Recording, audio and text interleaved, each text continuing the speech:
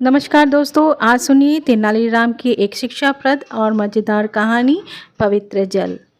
तेनालीरामन की पत्नी प्रतिदिन उन्हें बताती थी कि उनके पड़ोस में रहने वाली महिला अपनी बहू से झगड़ा करती रहती है।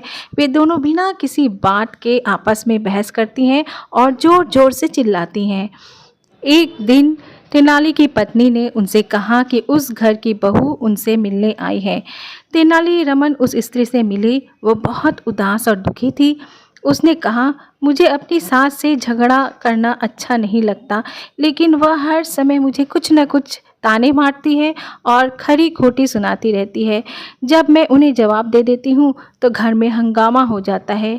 कृपा करके आप मेरी सहायता कीजिए, मैं इस समस्या से कैसे छुटकारा पा सकती हूँ।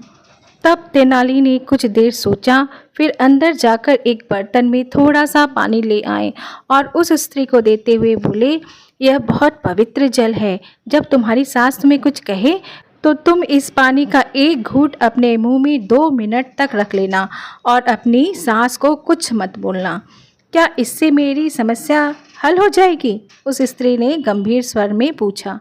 तेनालीरामन बोले, हाँ अवश्य, किंतु यह कार्य तुम लगातार करना। सास द्वारा कुछ कहते ही पानी मुंह में डाल लेना।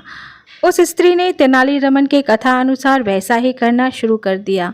जब उसकी सास उसे कुछ कड़वा बोलती तो वह अपने मुंह में पानी का एक घूंट भर लेती और चुपचाप रहती।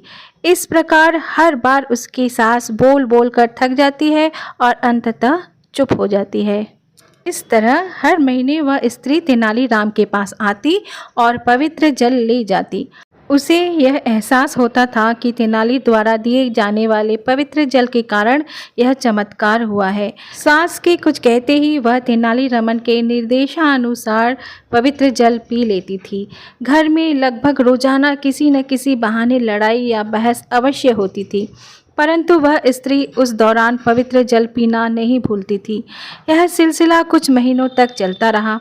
कुछ दिनों बाद जब सास ने अपनी बहू का यह रवैया देखा तो वह चकित रह गई। वह सोचने लगी, मैं तो इसे इतना कुछ कहती रहती हूँ, परंतु यह मेरे आगे एक शब्द भी नहीं बोलती। यह अब चतुर और सहनशील हो गई है तथा अच्छा बर्ताव भी करने लगी है। कुछ महीने बाद जब वह स्त्री पुनः तेनालीरामन के पास पवित्र जल लेने गई तो वे बोले, अब तुम्हें इस जल की कोई ज़रूरत नहीं है। आप ऐसा क्यों कह रहे हैं? अगर आप मुझे पवित्र जल नहीं देंगे तो मेरा सुखी परिवार पहले की तरह ही हो जाएगा। वह स्त्री बोली, तेनाली जी, आप चाहे तो मुझसे इस जल के लिए पैसे ले सकते हैं। तेनालीरामन ने मुस्कुराते हुए जवाब दिया, अब तुम यही जल अपने कुएं से ले सकती हो, क्योंकि मैं तुम्हें कोई पवित्र जल नहीं बल्कि सादा जल देता था। तुमने अपने गुस्से पर नियंत्रण करना सीख लिया है। तुम्हारी सास भी अब शांत और चुप रहने लगी है। स्त्री बोली, आप यह क्या कह रहे हैं? क्या वह पवित्र जल नहीं था? मैं तो कई माह से उस जल को इस तरह प्रयोग में लाती थी मानो वह किसी तीर्थ का पवित्र जल हो। उस स्त्री ने आश्चर्य से कहा। तेनालीरामन मुस्कुरा कर बोले, यदि मैं तुम्हें उस समय बता देता कि इस जल में कोई करामात नहीं है तो शायद तुम मेरी बात न मानती। तुमने उस जल को पवित्र माना और उसने तुम्हारे गुस्से को शांत कर दिया। इसी कारण अब तुम्हारा परिवार सुख शांति से रह रहा है। उस स्त्री ने भी मुस्कुराते हुए तेनालीरामन को धन्यवाद दिया। तेनालीरामन की सूझबूझ से एक परिवार को गृह कलेश से मुक्त कर दिया था। तो दोस्तों, आशा करती हूँ तेनालीराम की ये मज़ेदार कहानी आपको अच्छी लगी होगी। और भी इसी तरीके की शिक्षाप्रद कहानी आप सुनना चाहते हैं तो इस चैनल को सब्सक्राइब ज़रूर करें। नमस्कार।